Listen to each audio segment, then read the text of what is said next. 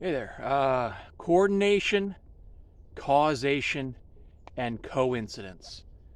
Um, let's define some terms here.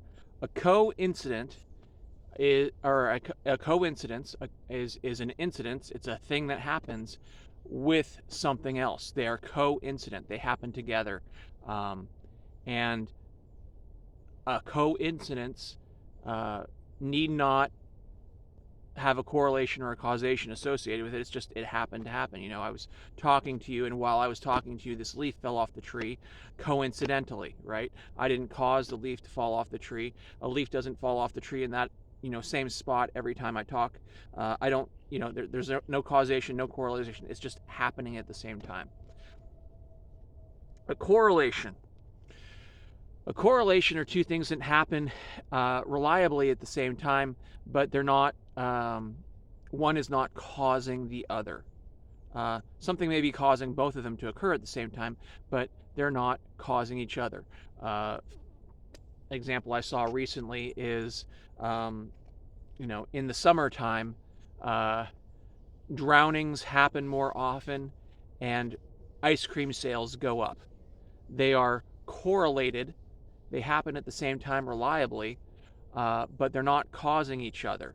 Likely the warm weather is causing people to eat more ice cream, and the warm weather is causing more people to go swimming, right? And so they correlate, but they're not causing each other, and they're not merely coincident, right? There is actually an observable pattern. Oh, this happens when this happens, right? Causation is when one directly causes the other. Um, Now, correlations and causations can be uh, easily conflated uh, because people are lazy in their thinking. They see that this happens every time this happens, and they think that they cause each other. The ice cream cones keep making kids drown. It's horrible. That we gotta cut out the ice cream cones because kids are drowning. That would be a mistake, right? That's not what's going on there. Um, so, but when there is a correlation, uh, sometimes there's a reason to think there might be causation too. And that demands investigation. For example, if a bad event is correlated with administration of a substance um, over and over and over again, that demands investigation and real investigation. Uh, Not the kind of investigation that's paid for by the person who makes the product that is administered, right? You need actually, third parties to be involved, and they need to not have conflicts of interest, and they need to investigate it honestly.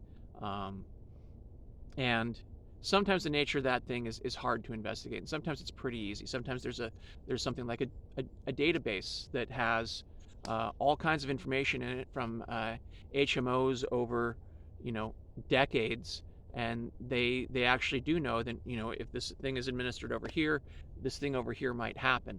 Now, um, to not look at that is a willful act, um, because you don't want to know the answer. This is an area where correlation demands an investigation, but the investigation isn't being done. Um, that's dishonest, right? Um, the investigations need to happen in such a case where you've got this high correlation. You even have a plausible mechanism. You've got administration of substance that messes with a system that would create this over here, right? Like there's actually a straight line that you could draw. It's not like the ice cream cone and the drownings. No, this is a straight line. This is like you are administering this thing to this person, and over here you're getting this output that uh, correlates in time and has a plausible mechanism of doing that thing, right? Um, if you are administering something that is, say, neurotoxic, or is designed to uh, inflame the immune system, to to poke the immune system and irritate it and create an immune response to that thing that you are doing. And then over here, you've got reactions that make sense if you had done that. You need to see if this thread exists, right? I'm not asserting that it definitely exists. I think that you need to actually look at it. If you refuse to look at it, I gotta wonder why.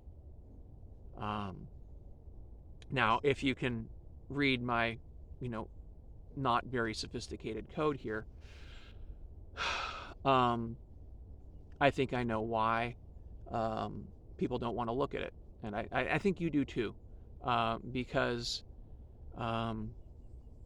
the reason people are administering this thing over here is because there's also a desired result over here, right? And it's a high result. It's something people want, right?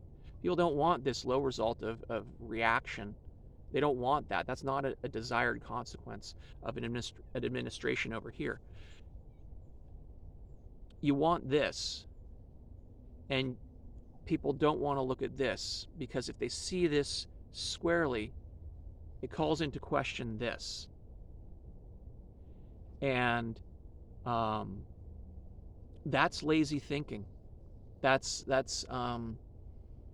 dishonesty to not look. And the people telling you to look aren't conspiracy theorists. They aren't bad actors.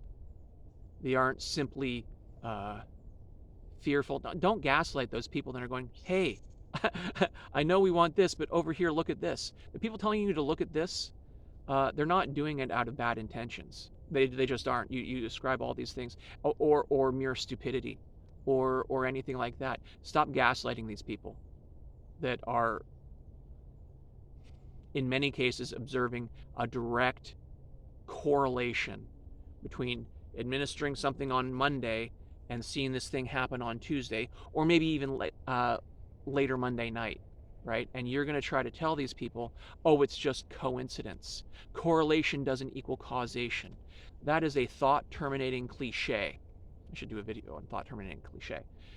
You're being an asshole. Don't be an asshole. Look at what they're saying. Consider it carefully. Or don't mind your own business, but don't be a jerk to these people that are saying, hey, we need to look at this. Because they're right, you need to look at it. Everyone needs to look at this thing. And to not look at it is willful. To not look at it is to be afraid of what you might find. So you're not going to look. It's putting your head in the sand. It's being an ostrich. It's doing all kinds of things if you refuse to look. And there are a lot of people out there who think, oh, they have looked.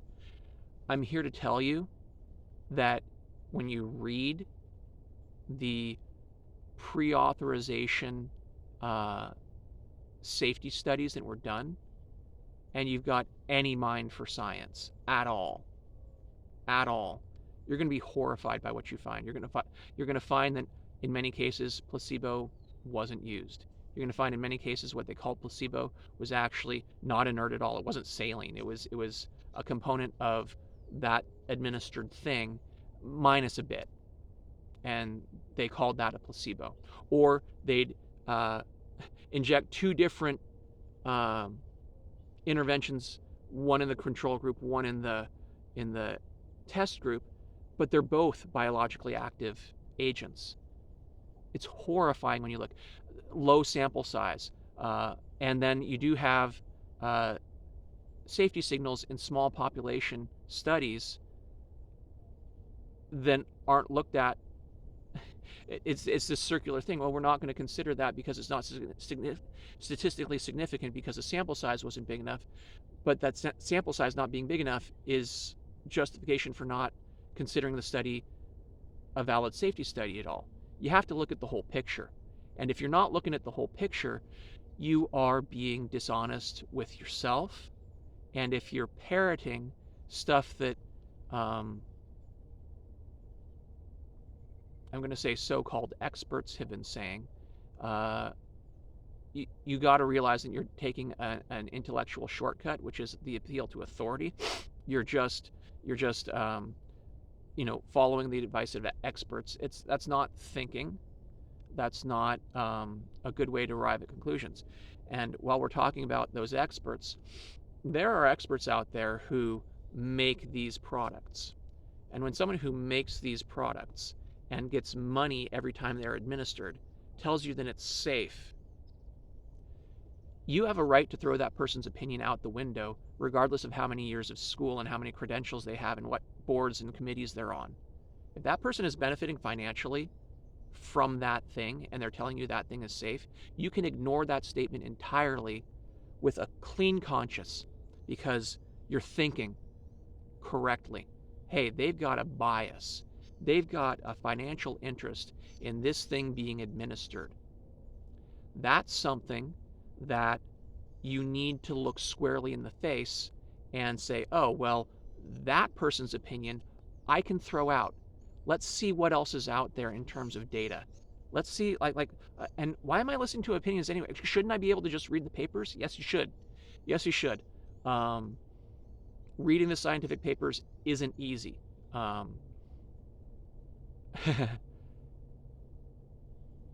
If you're completely new at it, you're going to need to have a dictionary nearby. And honestly, I think it would be helpful to have YouTube nearby to look and see what that process is they're describing. When they say, for example, a PCR test. Well, what is a PCR test? Why are people talking about count thresholds and things like this? Why are people talking about relative risk versus absolute risk? What do these things mean?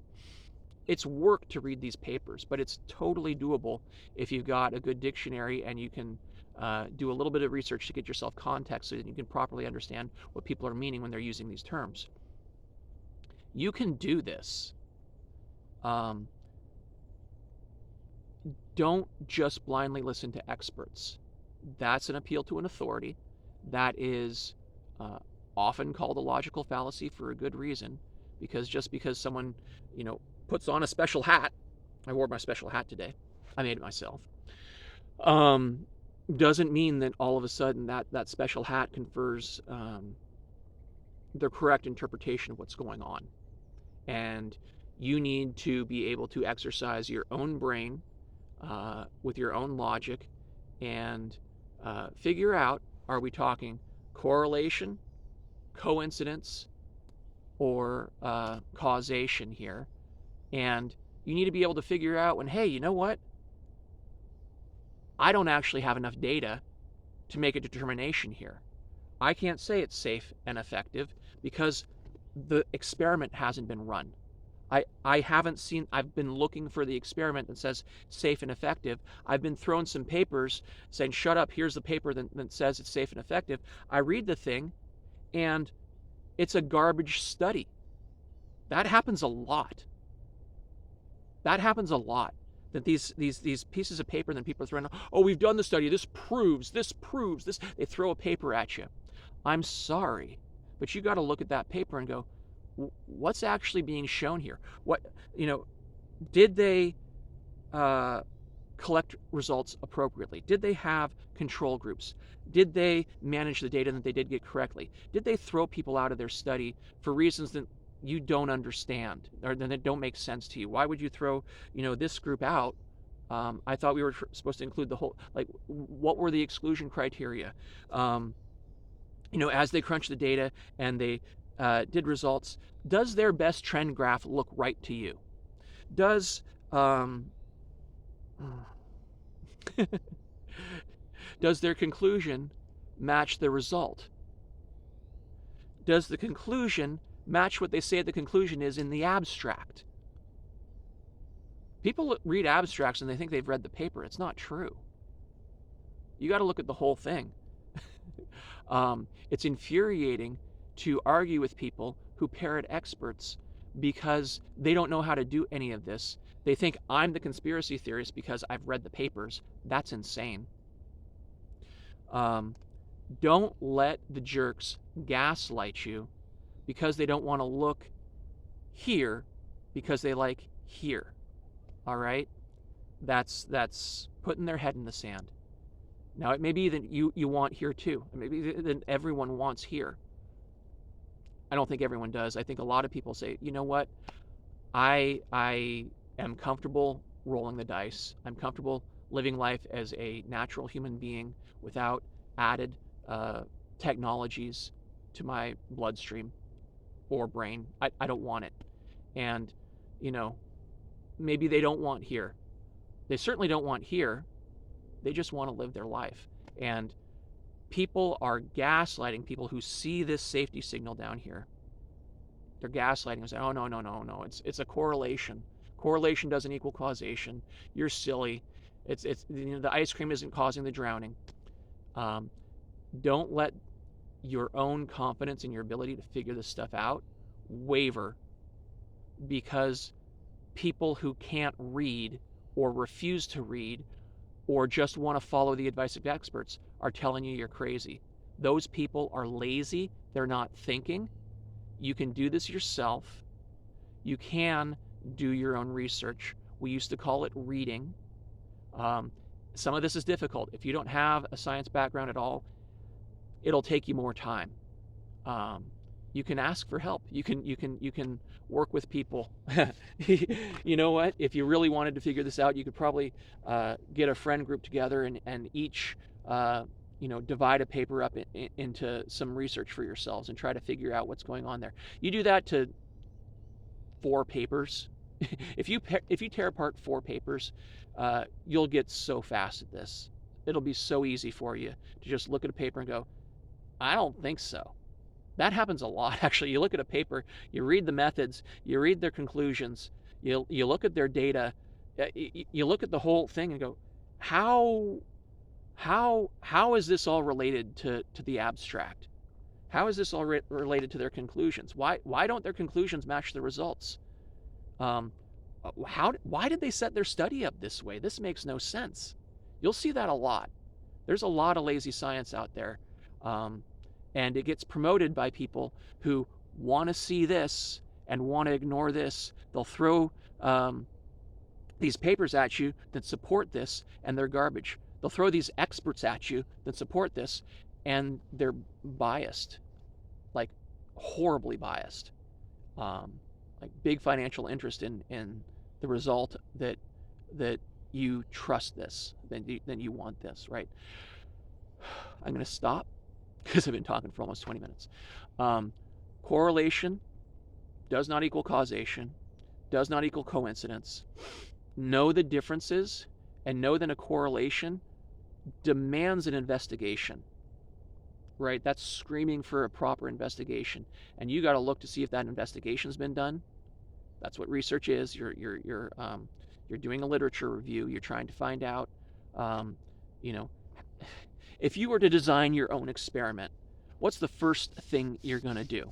You're going to do your own research. You're going to take a look at the literature that's been written on this topic. You're going to get on your search engines for your, if you're at a university, you've got really nice search engines and you've got subscriptions to really nice publishers, so you can get all the papers you want. If you're out in the wild, you're not going to have that easy access to that, but you can find things. There's plenty available, and it's for free. And you can read. So have confidence in yourself, in your ability to discern fact from bullshit, and be willing to call a gaslighter full of shit. All right? It's not unfair to demand that they show the evidence for their position if their position is you got to do what they say. Like, well, you got to show me evidence that what you say is even true first. Second, you don't own me. Get that one under your belt too. People don't own you, right? You're a free human being. Have a good day.